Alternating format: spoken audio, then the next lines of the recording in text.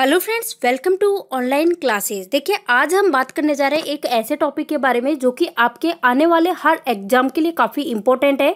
चाहे आप एसएससी की तैयारी कर रहे हो तो देखो, एसएससी का कोई भी एग्जाम ले लो, चाहे सीजीएल ले लो, चाहे सीएसएसएल ले लो, चाहे एमटीएस ले लो, चाहे जेएन, कोई सा भी एग्जाम ले लो, XYZ कोई सा भी, सीपीओ वगैरह कोई सा भी, हर एग्जाम के लिए काफ़ी इंपॉर्टेंट है। इसी प्रकार रेलवे का कोई सा भी एग्जाम ले लो, हर एग्जाम के लिए इंपॉर्टेंट टॉपिक है ये।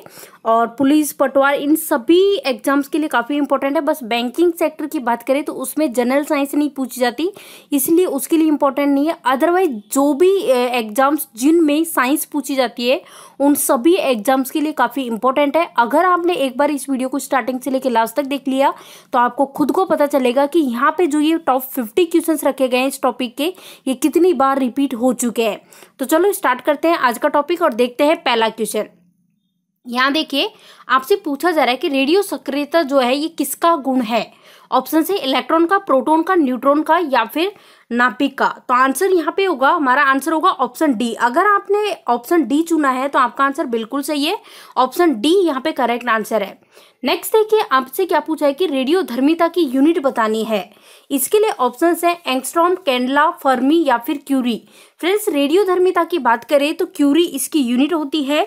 अब यहाँ पे देखो, आपको पता होगा कि जो रेडियो मीटर की बात करें, भाई रेडिएशन को मेजर करता है, और जो ये रेडियो एक्टिविटी है इसकी मतलब कि जो रेडिएशन वगैरह है इसकी खोज किसके द्वारा की गई, मैडम क्यूरी और पी क्यूरी, आपको ध्यान रखना है, जो कि पोलैंड के हैं। और मैडम क्यूरी की बात करें तो भाई 2 बार नोबेल पुरस्कार मिल चुका है फिजिक्स और केमिस्ट्री के लिए। देखिए नेक्स्ट, रेडियो धर्मिता की खोज किसने की। रेडियो धर्मिता की खोज ऑप्शन है रेदरफोर्ड, हेनरी, बैक्वेरेल, रॉन्टगेन या फिर आइंस्टीन।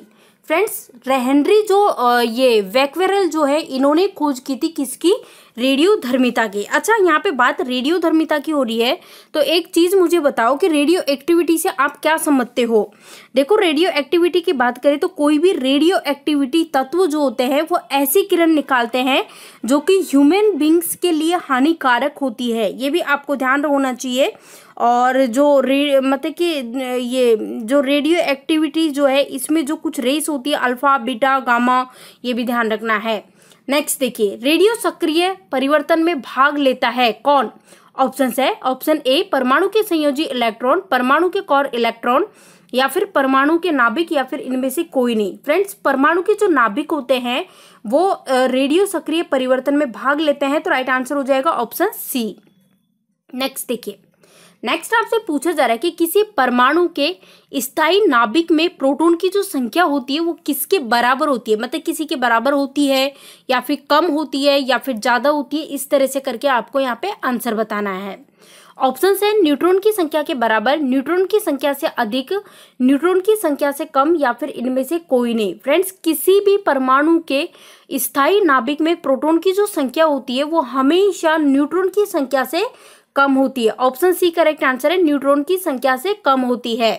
ये देखिए नेक्स्ट क्वेश्चन, अल्फा और बीटा किरणें जो होती है इनकी खोज किसके द्वारा की गई। अल्फा और बीटा किरणों की बात हो रही है। ऑप्शन है डाल्टन, रॉन्टगेन, रेदरफोर्ड या फिर विलार्ड।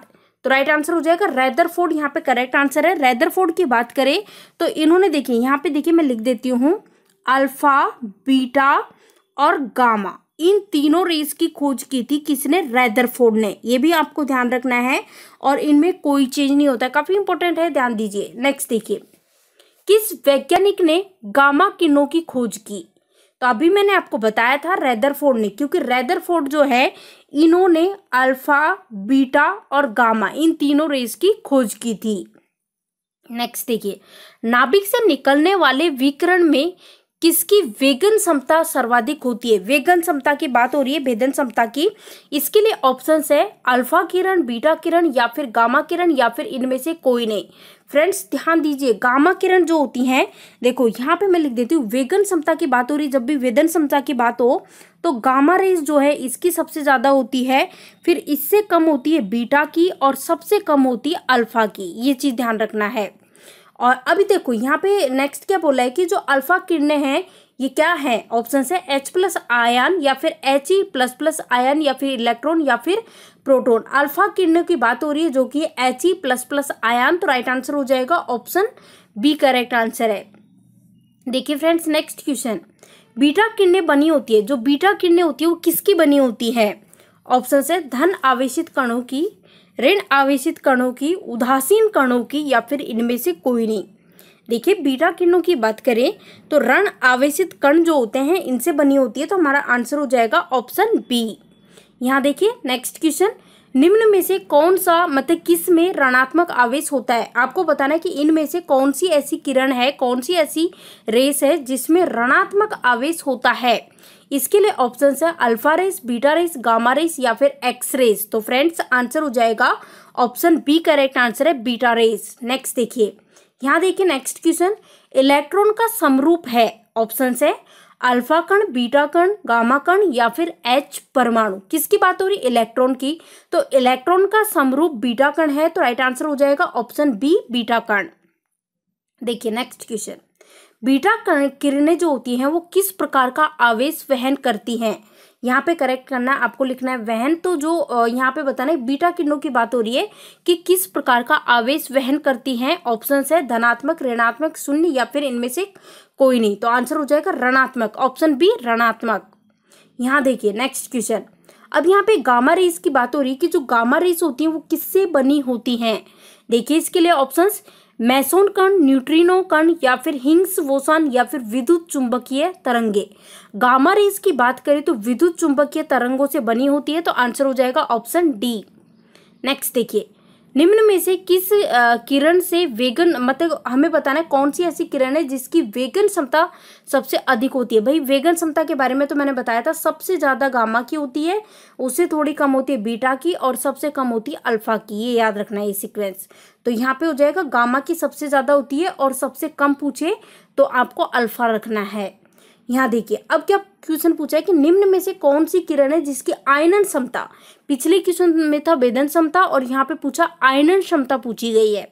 और इसके लिए ऑप्शंस आप देख सकते हो, ऑप्शंस है अल्फा, बीटा, गामा किरण, या फिर इनमें से कोई नहीं। फ्रेंड्स आंसर हो जाएगा अल्फा। जो गामा रेज जो होती हैं देखो सबसे कम पूछी है गामा रेज की होती है। अब देखो इसका सीक्वेंस ध्यान दीजिए, सबसे ज्यादा पूछी जाए तो अल्फा की सबसे ज्यादा होती है, और अल्फा की सबसे ज्यादा होती है, इससे थोड़े कम किसकी होती है? बीटा की होती है, और सबसे कम होती है गामा रेज की। ये ध्यान रखना है ये सीक्वेंस। अब यहाँ पे देखो सबसे कम हमने देख लिया, तो इसी प्रकार आयनन क्षमता की बात हो रही है, सबसे अधिक बता दीजिए।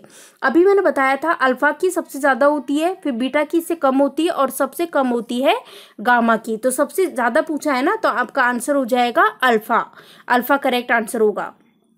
नेक्स्ट देखिए, समस्त रेडियो एक्टिव पदार्थ क्षय होने के पश्चात किसमें अंतिम रूप में बदल जाते हैं। यहाँ रेडियो एक्टिव तत्व की बात हो रही है कि ये क्षय होने के पश्चात किस में मतलब लास्ट में किस में बदल जाते हैं, ये पूछा है। ऑप्शन है कोरिंडम, सीसा, कैडमियम, या फिर जस्ता। तो ये बदलते हैं शीशे के रूप में, तो आंसर हो जाएगा ऑप्शन सी।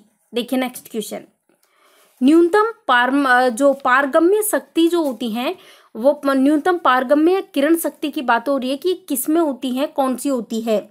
ऑप्शन है अल्फा किरणें, या फिर एक्स किरणें, या फिर गामा किरणें, या बीटा किरणें। तो इनमें से बतानी है कि सबसे न्यूनतम पारगम्य शक्ति किस किरण में होती है, तो ये कौन सी होती है? अल्फा। आंसर होगा ऑप्शन ए, अल्फा किरण। यहाँ देखिए नेक्स्ट क्वेश्चन, किस रेडियो एक्टिव तत्व का नाम उसके खोजकर्ता के देश के नाम पर पड़ा। ऑप्शन है रेडियम, या फिर यूरेनियम, या फिर पोलेनियम, या फिर पैलेडियम। आंसर क्या हो जाएगा? पोलेनियम करेक्ट आंसर हो जाएगा। जो पोलेनियम करेक्ट आंसर है ऑप्शन सी, पोलेनियम।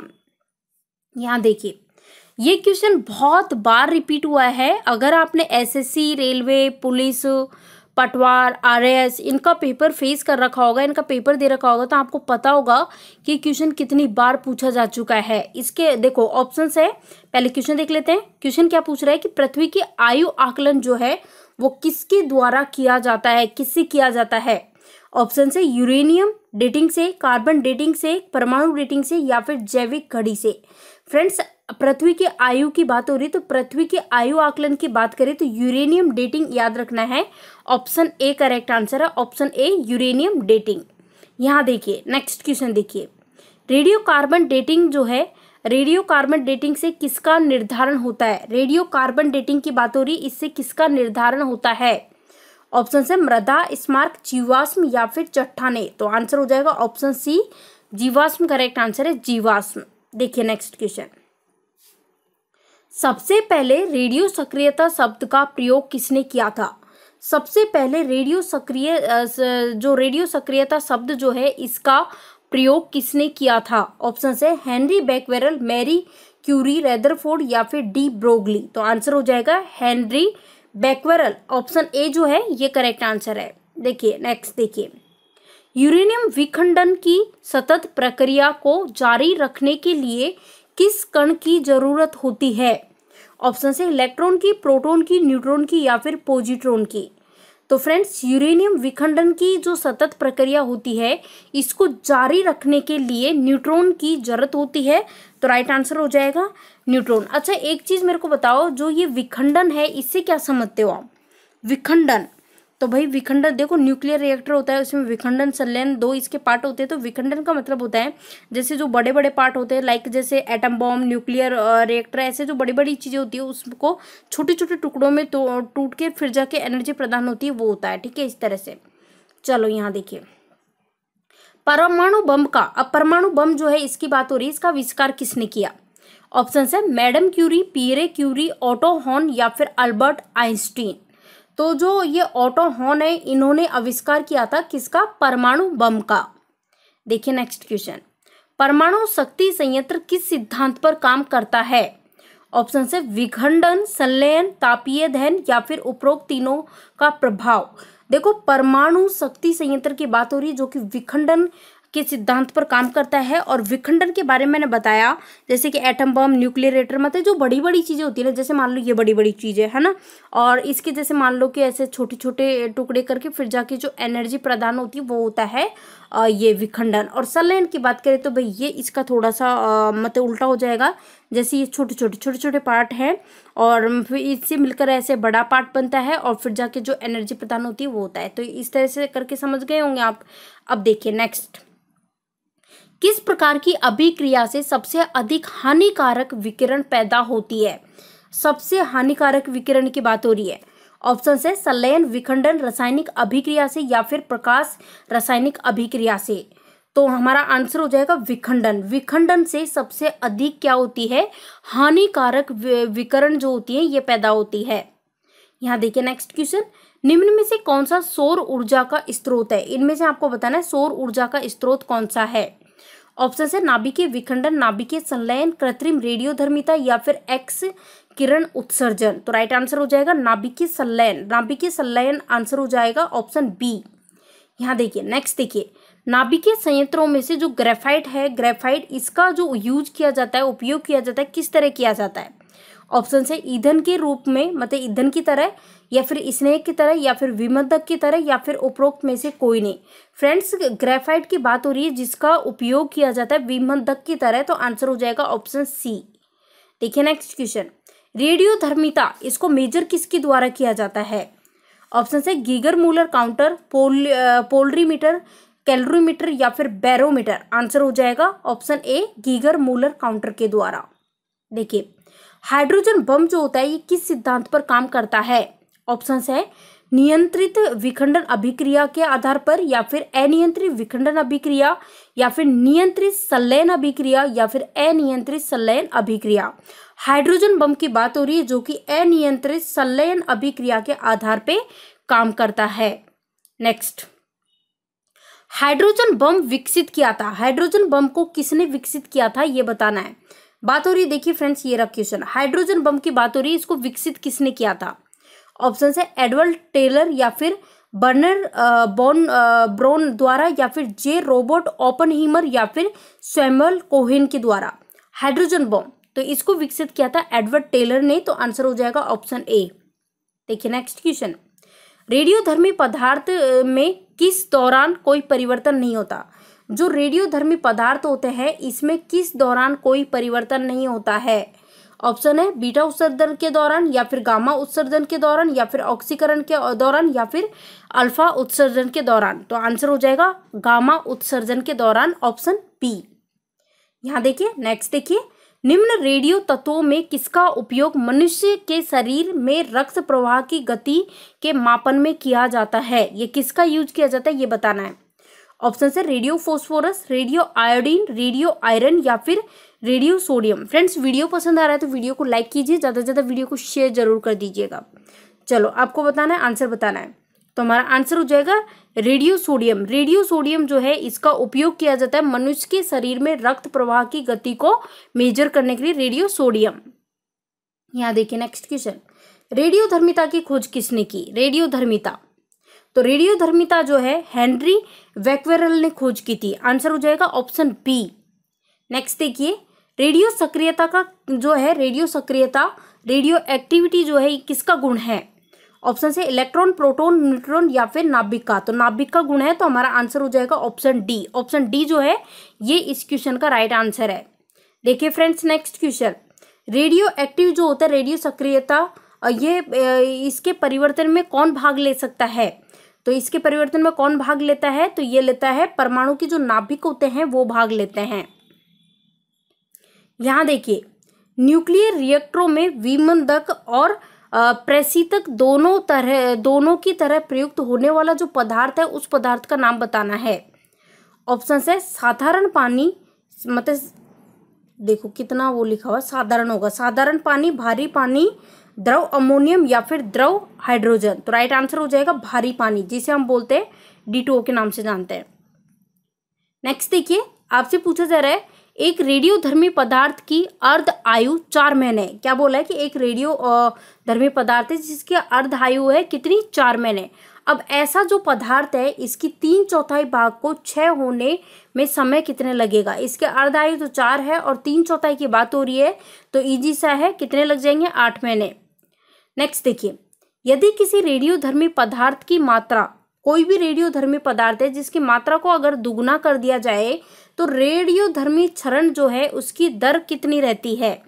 ऑप्शन है अपरिवर्तित, आधी, तिगुनी या फिर दुगुनी। तो भाई इसकी जो मतलब दर जो रहती है रेडियोधर्मी क्षरण की, ये अपरिवर्तित रहती है, कोई चेंज नहीं होता। नेक्स्ट देखिए, निम्न में से कौन सा एक रेडियोधर्मी तत्व नहीं है?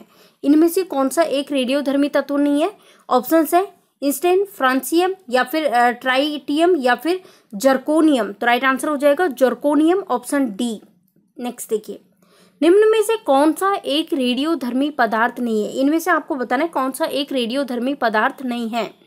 ऑप्शन से यूरेनियम, थोरियम, एल्यूमिनियम या फिर पोलेनियम। हमारा आंसर हो जाएगा एल्यूमिनियम, ऑप्शन सी एल्यूमिनियम। यहाँ देखिए नेक्स्ट, निम्न में से किसके उत्सर्जन से किसी तत्व का परमाणु क्रमांक बढ़ता है? हमें बताना है किसके उत्सर्जन से किसी तत्व का परमाणु क्रमांक बढ़ता है। ऑप्शन है अल्फा कण, बीटा कण, प्रोटॉन या फिर न्यूट्रॉन। तो राइट आंसर हो जाएगा बीटा कण, ऑप्शन बी बीटा कण। देखिए नेक्स्ट क्वेश्चन, निम्न में से कौन रेडियो सक्रिय किरण हीलियम नाभिक के समकक्ष होता है? ऑप्शन है अल्फा किरण, बीटा किरण, गामा किरण या फिर इनमें से कोई नहीं। Friends alpha Kiran, option A alpha Kiran right answer है इस क्वेश्चन का। यहाँ देखिए नेक्स्ट आपसे पूछा है कि रेडियोधर्मी तत्व किसका उत्सर्जन करती है? रेडियोधर्मी तत्व की बात हो रही है। इसके लिए ऑप्शन है पैराबैंगनी किरणों का, अल्फा, बीटा और गामा विकिरण का या फिर रेडियो तरंग का या फिर अवरक्त तरंगों का।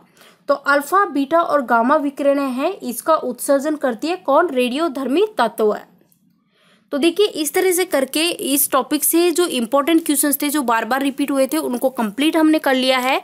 तो आपको वीडियो पसंद आया तो लाइक कीजिए, जितना ज़्यादा हो सके आप वीडियो को शेयर कर दीजिए। और चैनल पे आप नए हो तो उसके लिए आप देखिए चैनल को सब्सक्राइब कर ले और साथ ही बगल में आपको नीचे बेल आइकॉन दिखाई दे रहा होगा जिस पर क्लिक कर दे ताकि जो भी हम वीडियो डालें उसकी नोटिफिकेशन आपको मिल सके। गाइस एक इंपॉर्टेंट चीज़ मैं आपको कहना चाहूँगी, देखो बायोलॉजी की बात करें तो भाई बायोलॉजी अपनी कंप्लीट हो चुकी है, ठीक है, बायो अपनी कंप्लीट हो चुकी है। और बायो का जो एक एक टॉपिक है ना उसको मैंने बड़े अच्छे से कराया है डायग्राम की हेल्प से, थ्योरी पोर्शन के साथ।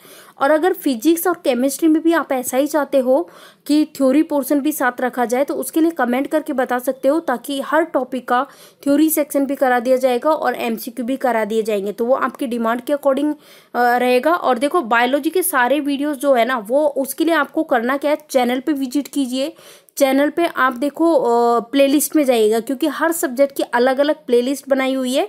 तो प्लेलिस्ट में आपको सारे वीडियो जो है ना बायो के वो एक साथ मिल जाएंगे। और आपको पता है कि आपके जिन भी एग्जाम में साइंस आती है उसके लिए बायो कितनी इम्पोर्टेंट है। तो चलो आज के सेशन को यहीं ख़त्म करते हैं। Thank you for watching this video.